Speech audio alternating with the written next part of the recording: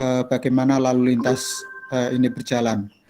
Saya persilahkan kepada kelompok 12, 13, dan 14 untuk menyampaikan pokok-pokok materinya dan pemikirannya, dilanjut dengan tanya jawab dan diskusi.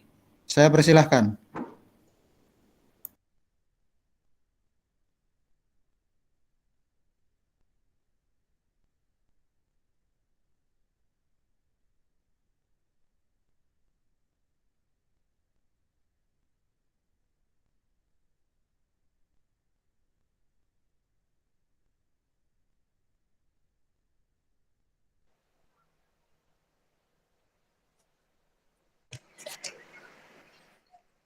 Apakah sudah terlihat PPT-nya? Sudah. Terlihat. Ya, saya mulai ya. Kami dari kelompok 12 dengan tema hukum sebagai sarana untuk merubah masyarakat ingin mempresentasikan hasil kerja dari kelompok kami yang beranggotakan 1. Devi Puspitaningsih dengan NIM 19211112. Yang kedua Tabah Dwi Febrian dengan NIM 1921111243. Dan yang ketiga Hafiz Dwi Anggoro dengan NIM 2021111370. Selanjutnya saya persilakan kepada teman saya. Baik, untuk materi pertama akan saya sampaikan terlebih dahulu mengenai pengertian dari hukum sebagai sarana mengubah masyarakat. Sebelumnya kita ketahui bahwa hukum mungkin dipergunakan sebagai suatu alat oleh agent of change atau pelopor perubahan. Maksudnya adalah seseorang atau kelompok yang mendapatkan kepercayaan dari masyarakat sebagai pemimpin satu atau lebih lembaga kemasyarakatan. Suatu perubahan sosial yang dikehendaki atau direncanakan selalu berada di bawah pengendalian serta pengawasan pelopor perubahan tersebut. Cara-cara untuk mempengaruhi masyarakat dengan sistem yang teratur dan direncanakan terlebih dahulu dinamakan social engineering atau social planning. Hukum mempunyai pengaruh langsung atau pengaruh yang tidak langsung di dalam mendorong terjadinya perubahan sosial. Untuk pengertiannya sendiri, hukum sebagai sarana mengubah masyarakat dapat diartikan sebagai penggunaan hukum secara sadar untuk mencapai suatu tertib atau keadaan masyarakat sebagaimana yang dicita-citakan. Hukum sebagai sarana pembaruan dalam masyarakat, bahwa hukum dapat berperan mengubah pola pemikiran masyarakat dari pola pemikiran tradisional ke arah pemikiran rasional dan modern. Selanjutnya, dalam aspek kerjanya, hukum memiliki peranan dalam perubahan sosial sebagai sarana kontrol sosial dan sarana social engineering. Hal tersebut berarti hukum diartikan sebagai wadah untuk mempengaruhi orang-orang yang bertingkah laku sesuai dengan harapan masyarakat. Kehadiran hukum yang diciptakan melalui pijakan, sebuah prinsip dan juga teori memiliki tempat sebagai alat untuk mengawal dan mengubah pola berelasi secara vertikal maupun horizontal antara sebuah kepentingan pribadi dan publik. Hal tersebut juga turut membenarkan serta mendukung perubahan-perubahan yang dilakukan oleh manusia. Untuk materi selanjutnya akan disampaikan oleh teman saya. Selanjutnya berkaitan dengan fungsi hukum sebagai sarana untuk merubah masyarakat. Perlu diketahui bahwa fungsi hukum dalam masyarakat sangat beraneka ragam, tergantung dari berbagai faktor dan keadaan masyarakat. Di samping itu, fungsi hukum dalam masyarakat yang belum maju juga akan berbeda dengan yang terdapat dalam masyarakat maju. Dalam setiap masyarakat, hukum lebih berfungsi untuk menjamin keamanan dalam masyarakat dan jaminan pencapaian yang diharapkan oleh masyarakat. Namun dalam masyarakat yang sudah maju, hukum menjadi lebih umum, abstrak, dan lebih berjarak dengan konteksnya. Selanjutnya, dapat memenuhi peranannya sebagai alat mengubah masyarakat, Roscoe Pound, yaitu pakar hukum dari Amerika Serikat, menggolongkan atas kepentingan yang harus dipenuhi oleh hukum. Itu yang pertama, kepentingan umum. meliputi kepentingan negara sebagai badan hukum dan sebagai penjaga kepentingan masyarakat. Yang kedua, kepentingan masyarakat, yaitu meliputi pencegahan akan kedamaian dan ketertiban, perlindungan lembaga sosial, pencegahan kemerosotan akhlak, pelanggaran hak dan kesejahteraan sosial. Dan yang terakhir, kepentingan pribadi, yaitu meliputi kepentingan individu, kepentingan keluarga, dan kepentingan hak milik. Fungsi hukum ini dimaksudkan dalam rangka memperkenalkan lembaga hukum modern untuk mengubah pemikiran masyarakat dan sebagai konsekuensi dari negara yang sedang membangun guna menuju modernisasi dan meningkatkan taraf hidup masyarakat. Sebagai pembaharuan dalam masyarakat, hukum berperan mengubah pola pemikiran masyarakat dari pola pemikiran tradisional ke arah pemikiran rasional atau modern. Selanjutnya, saya serahkan kepada moderator. Selanjutnya, teori-teori hukum sebagai sarana untuk merubah masyarakat sendiri. Teori hukum sebagai sarana perubahan. Hukum adalah lembaga terpenting dalam melaksanakan kontrol sosial. Hukum secara bertahap telah menggantikan fungsi agama dan moralitas sebagai instrumen penting untuk mencapai ketertiban sosial. Konsep hukum Proskopon tentang law as a tool of social engineering, hukum sebagai alat pembaruan atau merekayasa dalam masyarakat. Dalam istilah ini, hukum diharapkan dapat berperan merubah nilai-nilai sosial dalam masyarakat itu sendiri. Selanjutnya, teori hukum pendukung atau penunjang atas teori hukum yang merekayasa masyarakat atau law as a tool of social engineering. Jika berbicara tentang efektivitas hukum, dibicarakan pula tentang validitas hukum. Validitas hukum berarti bahwa norma-norma hukum itu mengikat. Teori validitas hukum ini teori yang mengajarkan bagaimana dan apa syarat-syaratnya agar suatu kaidah hukum menjadi legitimate dan sah atau valid berlakunya sehingga dapat diberlakukan kepada masyarakat dan bila perlu dengan upaya yang paksa. Sekian dari kelompok kami. Apabila ada yang ingin bertanya, silahkan, kami persilahkan.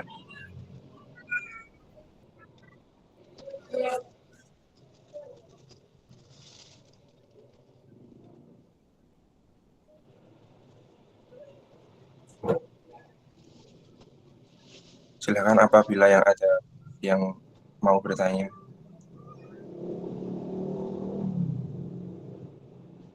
Saya, Mas. Iya, Mas. Saya Arif Fathur Razi, NIM 192111234, izin bertanya pada kelompok 12. Jadi kelompok 12 mempresentasikan mengenai hukum sebagai sarana untuk merubah masyarakat atau perubahan sosial di masyarakat. Pertanyaan saya, mengapa hukum sangat diperlukan dalam proses perubahan sosial dalam masyarakat gitu. Dan bagaimana apabila hukum yang berlaku di masyarakat itu tidak bisa merubah perubahan sosial di masyarakat. Begitu, Mas. Terima kasih. Ya, Mas, sama-sama. Silakan apabila ada yang lain yang bertanya.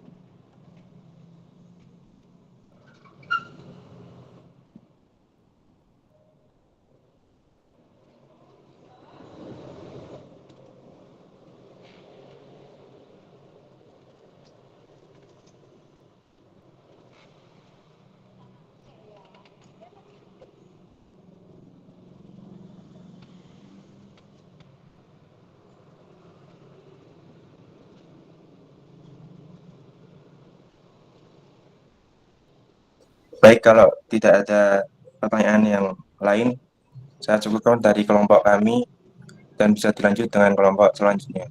Terima kasih.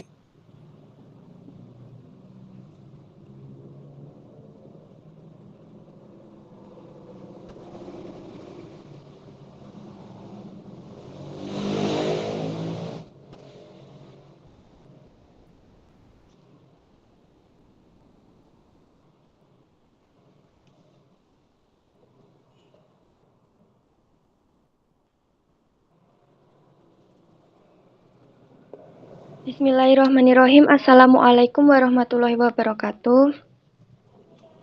Di sini kami dari kelompok 13 yang beranggotakan saya Rosita Dewi Rasmawati dengan NIM 192111221. Yang kedua ada Rizka Amelia dengan NIM 202111230. Yang ketiga ada Kamelia Rahmawati dengan NIM 202111366. Nah, di sini kami dari kelompok 13 akan mempresentasikan mengenai tema faktor-faktor yang mempengaruhi keefektifan hukum dalam masyarakat.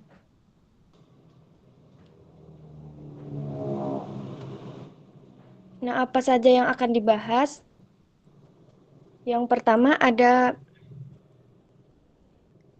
faktor-faktor yang berpengaruh terhadap efektivitas hukum. Yang kedua ada fungsi hukum dalam masyarakat.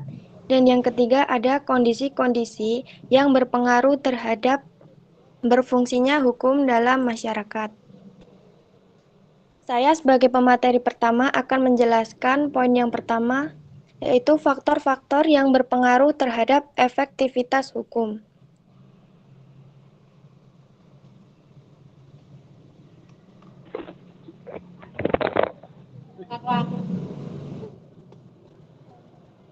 Slide-nya, Dek.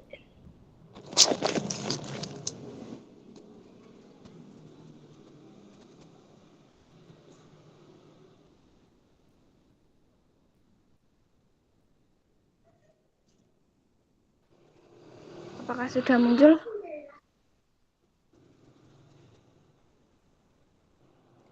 Slide selanjutnya.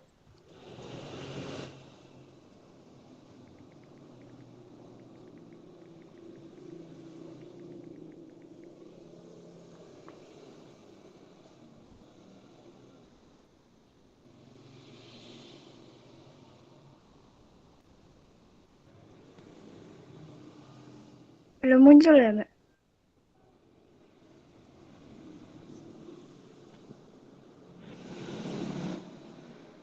Slide selanjutnya.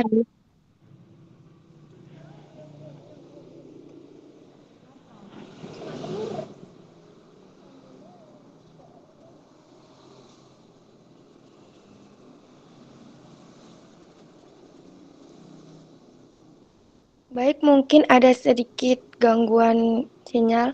Langsung saja, di sini saya akan menyampaikan faktor-faktor yang berpengaruh terhadap efektivitas hukum.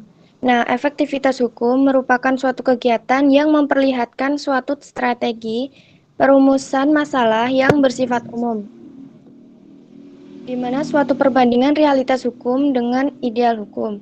Nah, secara khusus terlihat jenjang di antara hukum dan tindakan atau law in action dengan hukum dalam teori atau law in theory. Dengan kata lain, kegiatan ini akan memperlihatkan kaitannya di antara law in action dengan law in theory. Nah, dalam efektivitas hukum, pernyataan kaidah hukum dapat mengacu pada hukum substansi atau hukum material dan hukum acara atau hukum formal. Di sini, demikian halnya ketika berbicara tentang efektivitas hukum dalam masyarakat Indonesia, berarti membahas daya kerja hukum dalam mengatur dan atau memaksa warga masyarakat untuk taat terhadap hukum.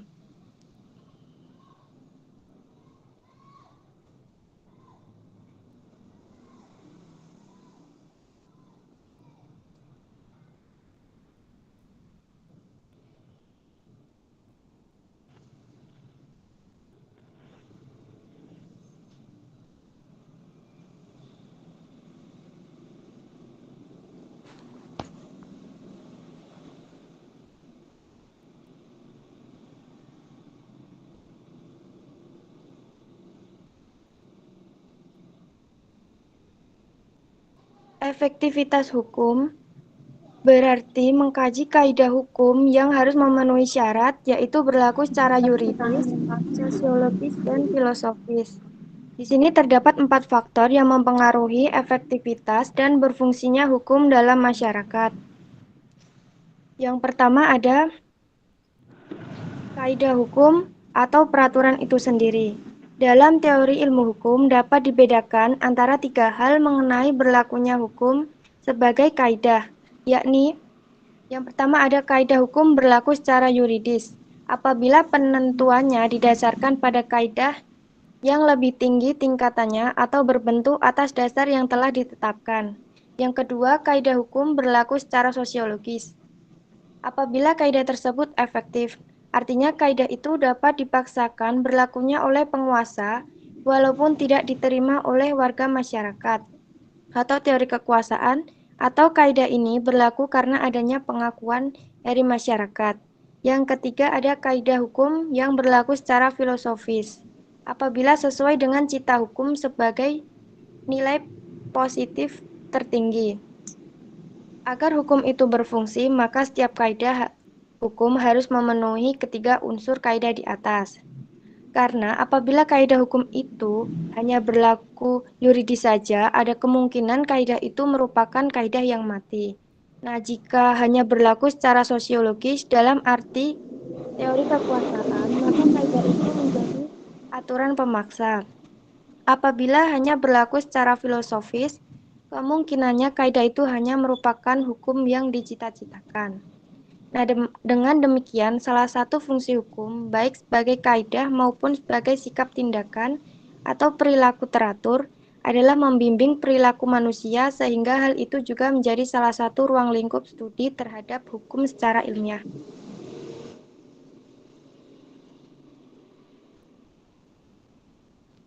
Poin yang kedua, yaitu penegak hukum. Penegak hukum atau orang yang bertugas menerapkan hukum mempunyai ruang lingkup yang sangat luas. Oleh karenanya, mencakup baik secara langsung maupun tidak langsung berkecimpung di bidang penegakan hukum. Namun, dalam tulisan ini yang dimaksud sebagai penegak hukum dibatasi hanya pada mereka yang secara langsung berkecimpung dalam bidang penegakan hukum. Dalam melaksanakan peran aktual, penegakan hukum sebaiknya mampu mawas diri. Dalam hal ini, penegak hukum harus mampu berikhtiar untuk hidup. Yang pertama logis, yaitu dapat membuktikan antara yang benar dan yang salah. Yang kedua adalah etis, di mana bersikap tidak monoton atau berpatokan pada ketidakserakahan, tidak berlebihan atau berkekurangan, dan lugas tidak bertele-tele. Yang ketiga ada estetis, di mana harus diartikan mencari yang enak tanpa menyebabkan tidak enak pada pribadi yang lain.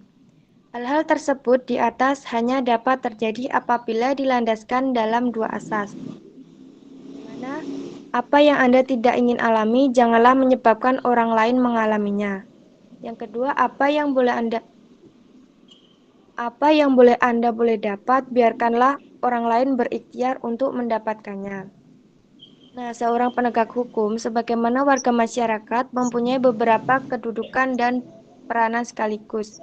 Dengan demikian, tidaklah menutup kemungkinan bahwa di antara berbagai kedudukan dan konflik dan konflik of rules, jika terjadi kesenjangan antara peranan seharusnya dengan peranan yang sebenarnya yang dilakukan atau peranan aktual, maka terjadi kesenjangan peran. Selanjutnya akan disampaikan oleh rekan saya, Rizka Amelia.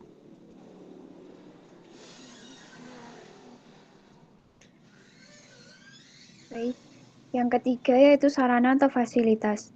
Sarana atau fasilitas sangat penting untuk mengefektifkan suatu aturan tertentu. Sarana dimaksud adalah terutama sarana fisik yang berfungsi sebagai faktor pendukung. Misalnya, apabila tidak ada kertas dan karbon atau mesin tik atau komputer, bagaimana petugas dapat membuat berita acara mengenai suatu kejahatan? Bagaimana polisi dapat bekerja dengan baik apabila tidak dilengkapi dengan kendaraan atau alat-alat komunikasi yang proporsional? Jika peralatan tersebut sudah ada, maka faktor pemeliharaannya juga perlu diperhatikan.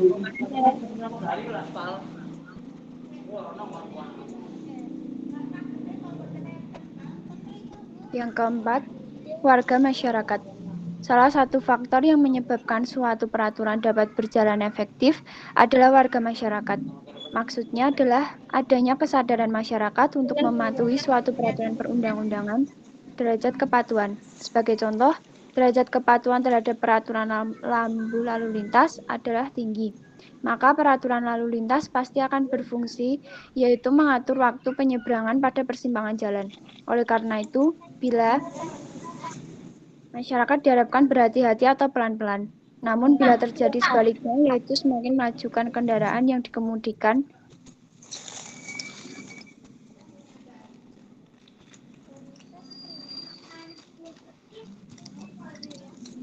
selanjutnya akan disampaikan oleh rekan saya, Kamelia. Selanjutnya, fungsi hukum dalam masyarakat. Berfungsinya hukum dalam masyarakat dapat dilihat dari dua segi, yakni sebagai sosial kontrol agar masyarakat tidak melakukan tindakan melanggar hukum, serta sebagai alat pengubah masyarakat untuk mencapai tujuan yang dikehendaki. Dengan demikian, dapat dikatakan bahwa kaidah-kaidah hukum sebagai alat pengubah masyarakat mempunyai peranan penting, terutama dalam perubahan-perubahan yang dikehendaki atau norma hukum, beserta perumusannya maupun cara untuk menegakkannya yang berlaku bagi pelaksana maupun pencari keadilan.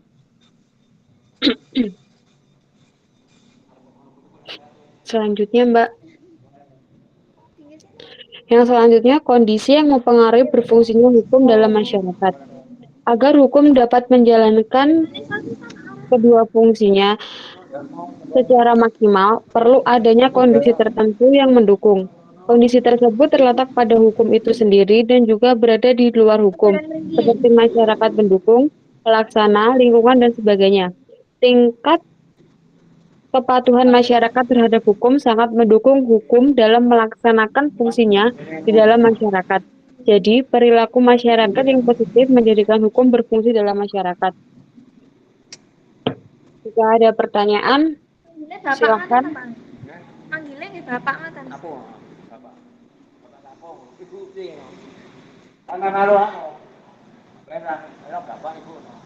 Bapak sampai katuke burine, ibu burine upine ngono. Bapak kakung, bapak apa? Bapak kakung mawon. Lah nek kalih bapake kandung? Ayah. Oh ayah, bunda. Ayah, mama. Oh ayah mama. Jika ada pertanyaan, saya persilahkan. Kayak mau beli. Saya izin bertanya, Mbak. Ya, silahkan. Sebelumnya, perkenalkan nama saya Siti Nurjana, NIM 192111217. Izin bertanya kepada pemateri. Kapan sih suatu hukum di masyarakat itu dapat dikatakan efektif? Kemudian, jika hukum itu tidak berlaku dan efektif dalam masyarakat, apa yang akan dilakukan lembaga penegak hukum atau pemerintah dalam menyikapi hal tersebut? Apakah bisa diterima, Mbak?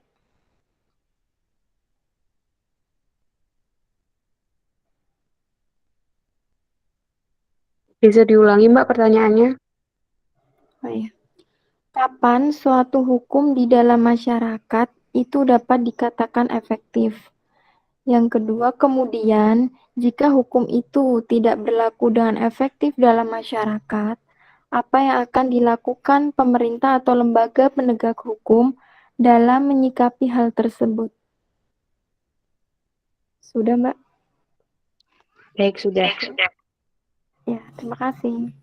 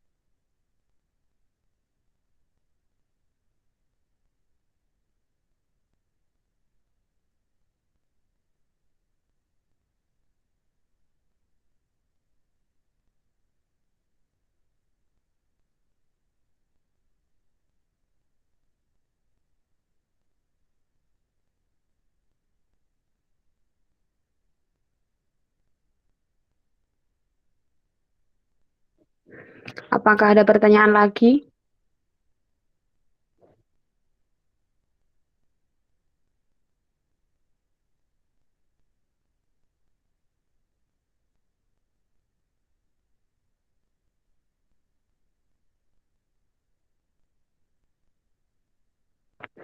Jika tidak ada, sekian presentasi dari kelompok 13, kurang lebihnya mohon maaf.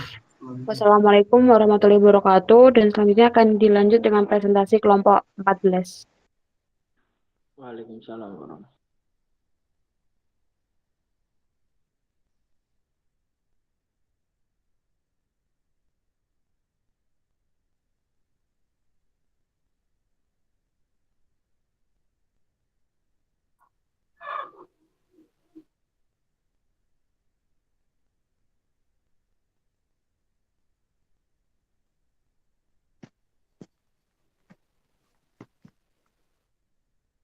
Apakah PPT-nya sudah terlihat? Sampun. Sambung. Assalamualaikum warahmatullahi wabarakatuh. Saya Firdaus Ilham, perwakilan dari kelompok 14 sebagai moderator diskusi pada pertemuan hari ini. Selanjutnya kami ucapkan terima kasih kepada Bapak Muhammad Juli Janto selaku dosen pengampu mata kuliah Sosiologi Hukum, serta rekan-rekan SG yang mengikuti perkuliahan pada hari ini. Di sini kami akan membahas tentang pengaruh dan akibat perubahan masyarakat pada individu dan kelompok. Kami kelompok 14 yang beranggotakan, yang pertama saya sendiri Firdaus Ilham Giri Pratama dengan NIM 202 111 254. Selanjutnya Tiara Vindi Saputri 202 111 351.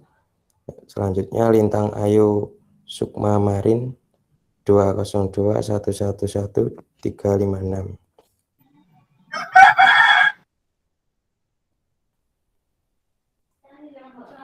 Selanjutnya Mbak.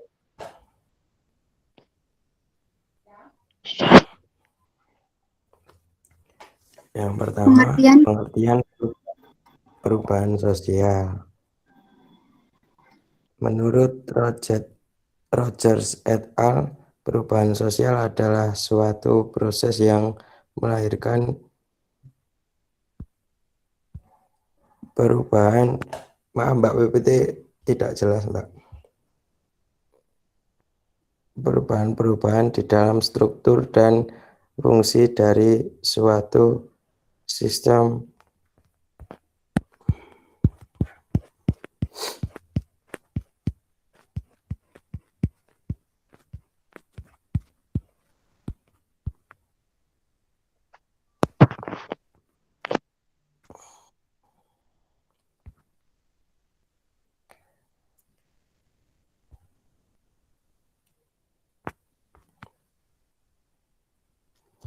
pengertian perubahan sosial.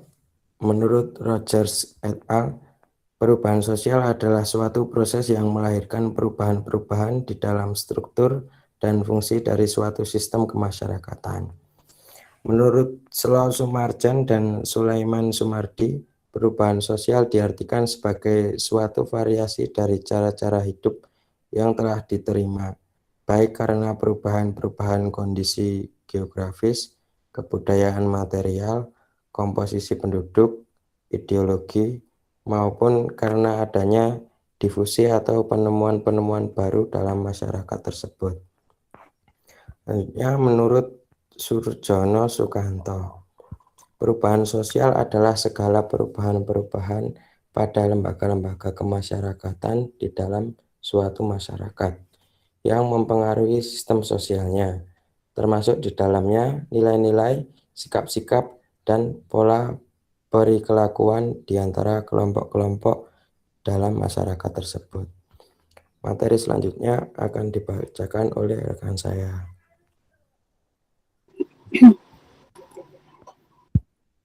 Penyebab perubahan sosial. Yang pertama, faktor eksternal. Faktor eksternal adalah faktor-faktor yang berasal dari luar masyarakat, seperti yang pertama faktor alam yang ada di sekitar manusia berubah. Yang kedua, terjadinya peperangan di suatu wilayah akan berpengaruh terhadap perubahan kepribadian dari individu-individu sebagai anggota masyarakat yang tinggal di wilayah tersebut. Yang ketiga, pengaruh kebudayaan masyarakat lain. Apabila kebudayaan masyarakat lain masuk dalam suatu negara, akibatnya muncul perubahan pada masyarakat yang menerima pengaruh kebudayaan itu. Yang kedua, faktor internal. Faktor internal adalah faktor-faktor yang berasal dari dalam diri masyarakat itu sendiri, seperti yang pertama, perubahan penduduk. Setiap anggota masyarakat pasti mengalami proses sosial, di antaranya adalah interaksi sosial dan sosialisasi. Kedua, penemuan-penemuan baru. Penemuan baru menjadi suatu faktor dalam perubahan sosial jika hasil penemuan tersebut didayagunakan, manakala suatu pengetahuan baru dimanfaatkan untuk mengembangkan teknologi. Biasanya akan disusul oleh perubahan yang besar. 3. Konflik dalam masyarakat. Suatu konflik yang kemudian disadari akan memecahkan ikatan sosial biasanya akan diikuti dengan proses akomodasi yang justru akan menguatkan ikatan sosial.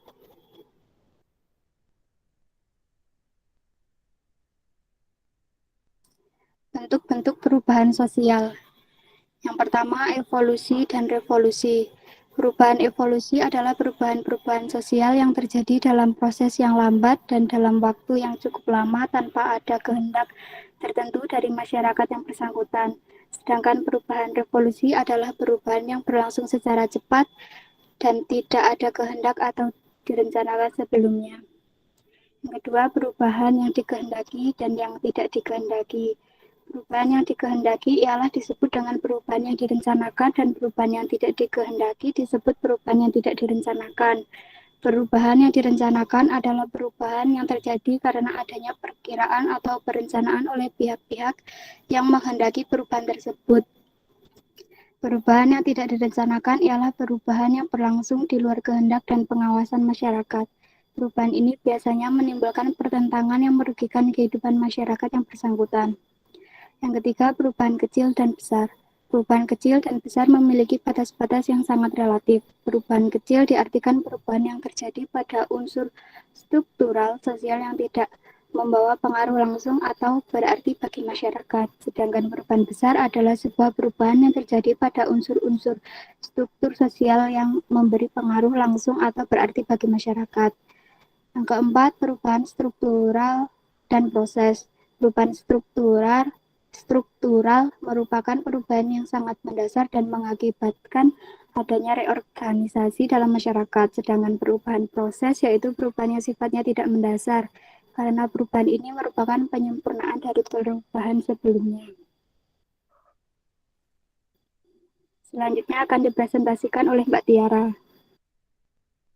Yang selanjutnya yaitu dampak dari perubahan sosial bagi individu dan kelompok. Dampak tersebut dapat dibagi menjadi dua, yaitu dampak positif dan juga dampak negatif.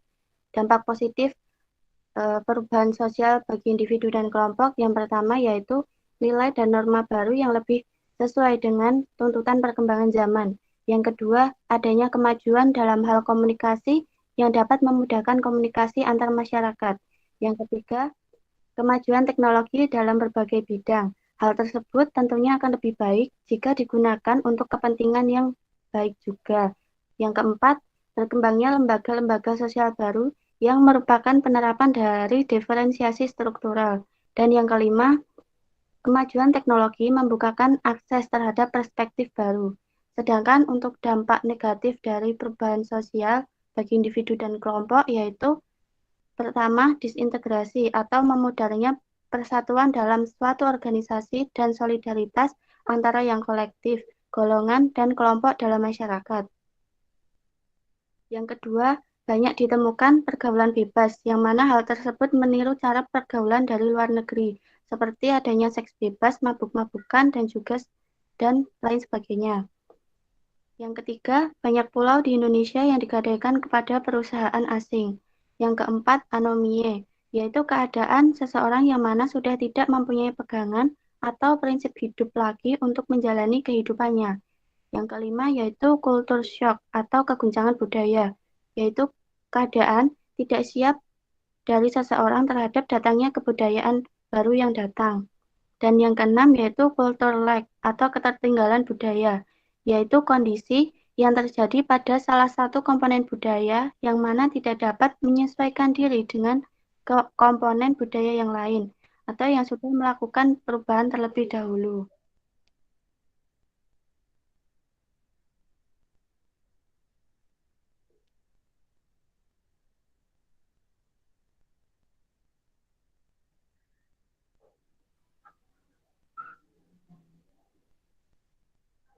Sekian presentasi dari kelompok kami. Apakah ada yang ingin ditanyakan?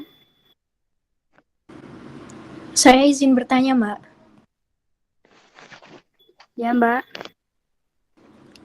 Saya Sri Rezeki, NIM 192111237, izin bertanya kepada pemateri. Tadi kan sudah dijelaskan ya mengenai perubahan sosial itu sendiri. Nah, perubahan sosial itu kan nantinya akan menimbulkan masyarakat yang majemuk. Bahkan tidak bisa dipungkiri lagi bahwa masyarakat yang majemuk ini nantinya akan menimbulkan konflik yang sangat besar. Nah, pertanyaan saya, langkah apa yang harus dilakukan untuk menanggulangi diferensiasi atau pembedaan yang tadi sudah dijelaskan dan juga disintegrasi atau ketidakcocokan yang ada di dalam masyarakat itu sendiri yang nantinya dapat mengakibatkan ketimpang tindihan yang ada di dalam masyarakat. Seperti itu. Terima kasih.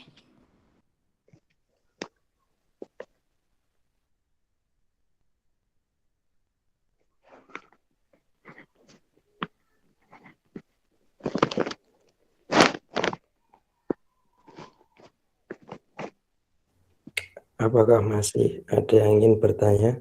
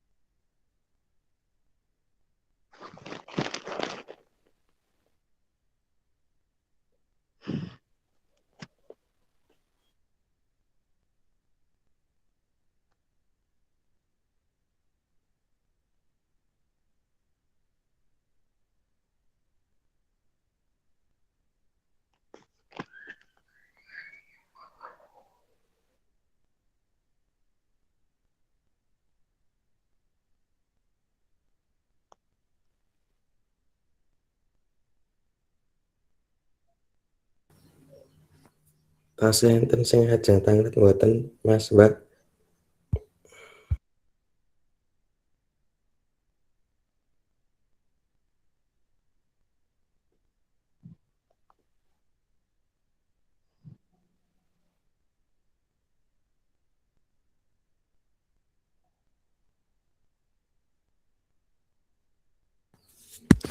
Baik, apabila sudah tidak ada yang bertanya, demikian presentasi dari kami mengenai pengaruh dan akibat perubahan masyarakat pada individu dan kelompok.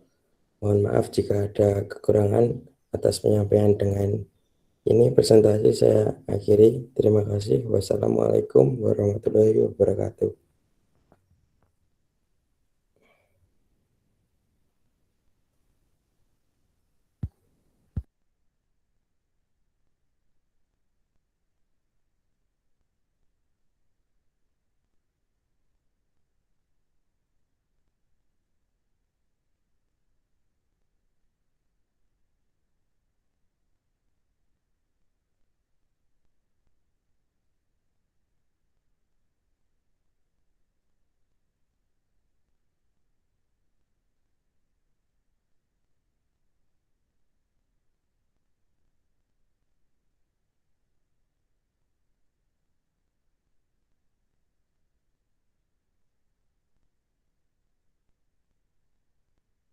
Silakan jawaban terhadap diskusi tadi, pertanyaan, silakan tanya jawabnya.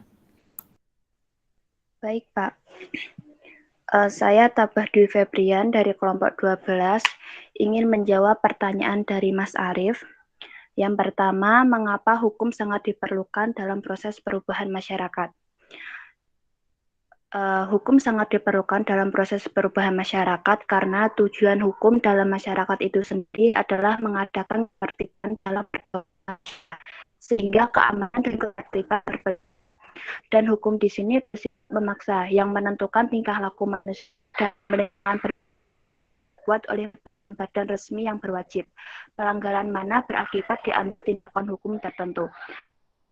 Dan jelas diperlukan untuk mengubah masyarakat dan supaya tidak melenceng terlalu jauh dari norma-norma masyarakat dan norma hukum. Pertanyaan yang kedua yaitu bagaimana apabila hukum tidak bisa merubah sosial di dalam masyarakat itu sendiri. Sesuai dengan fungsinya, fungsi hukum yaitu dimaksudkan dalam rangka memperkenalkan lembaga hukum modern untuk mengubah pemikiran masyarakat dan sebagai konsekuensi dari negara yang sedang membangun guna menuju modernisasi dan meningkatkan masyarakat. Jika hukum tidak mampu merubah masyarakat, maka masyarakat tidak akan berkembang. Pola pikir dalam masyarakat masih dalam tradisional, karena hukum sendiri di dalam masyarakat itu tidak bisa berjalan sesuai dengan fungsinya.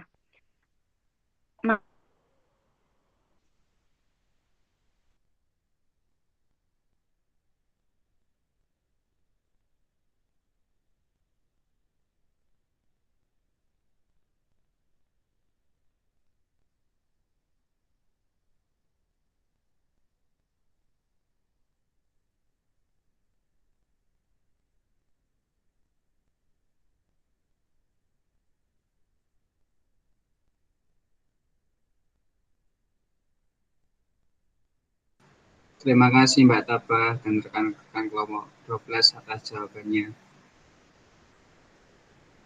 Baik, sama-sama.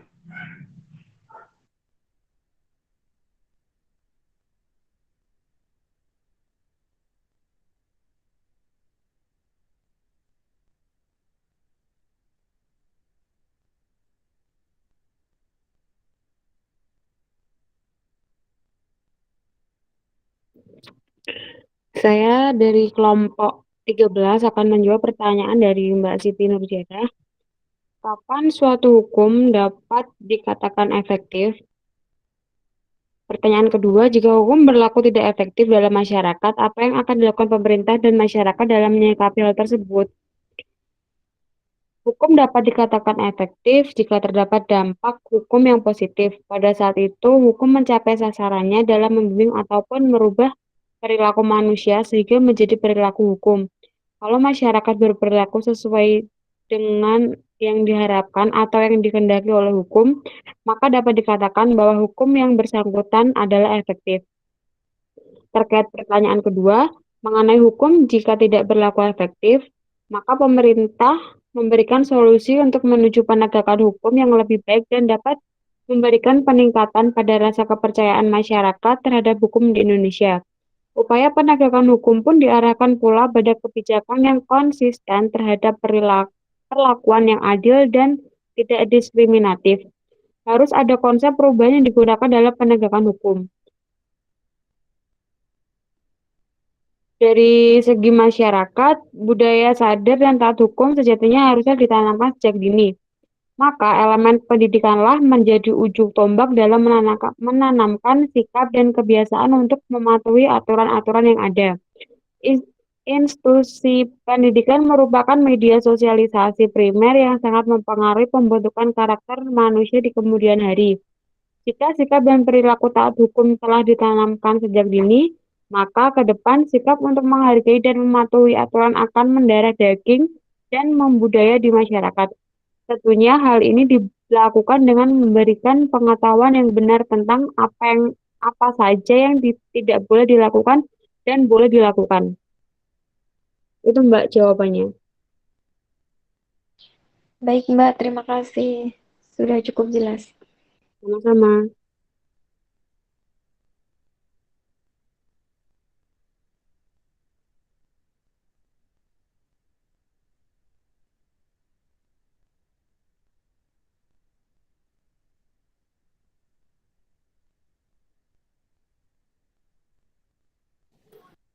Saya dari kelompok 14 akan menjawab pertanyaan dari Mbak Sri Rezeki tentang langkah untuk menanggulangi Disintegrasi.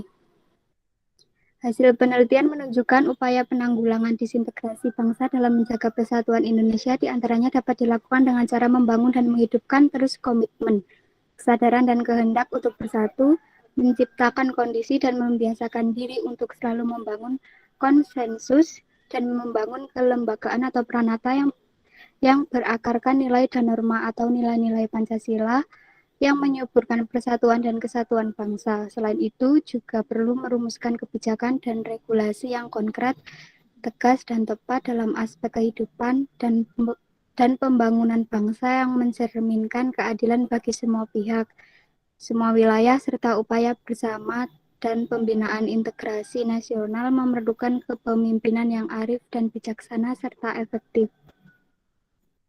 Itu Mbak, apakah bisa diterima? Baik, terima kasih Mbak atas penjelasannya. Ya Mbak.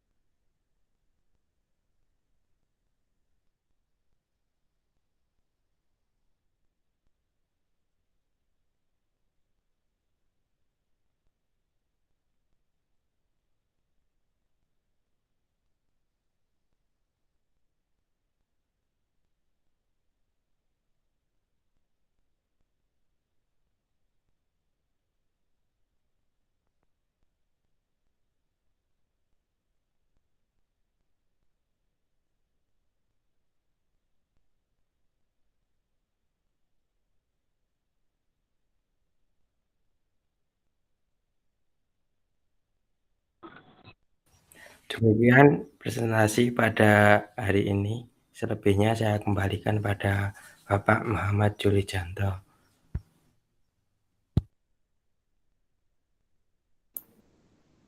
Oke, terima kasih. Teman-teman sekalian, saya akan share screen dari diskusi yang sudah kita lakukan.